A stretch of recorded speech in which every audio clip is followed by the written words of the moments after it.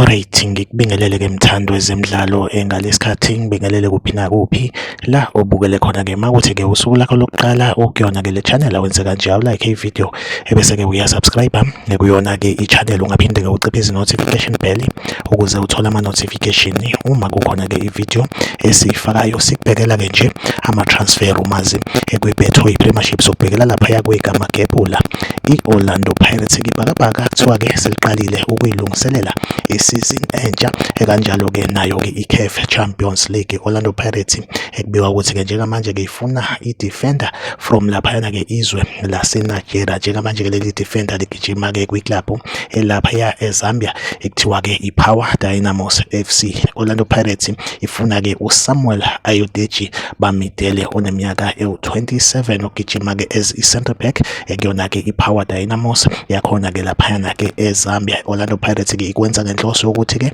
ilungiselele ikakhulukazi i-CAF Champions League bese ke kuba nayo ke isizini ke ezoqala eka 2026-2027. Orlando Pirates ke siyifisela inhlanhla ukuthi ke ingxoxo zabo naye ke lo mdlali ke zibe yimpumelelo. Iyona update engiphethe ke njengamanje, like i-video, subscribe kuyona ke i-channel. Mina ngizohleze ngikhona ngila ngilethela ke ama-transfer news kwi-Betway Premiership. Okwamanje ke i-video yethu asibambe la, nisale kahle.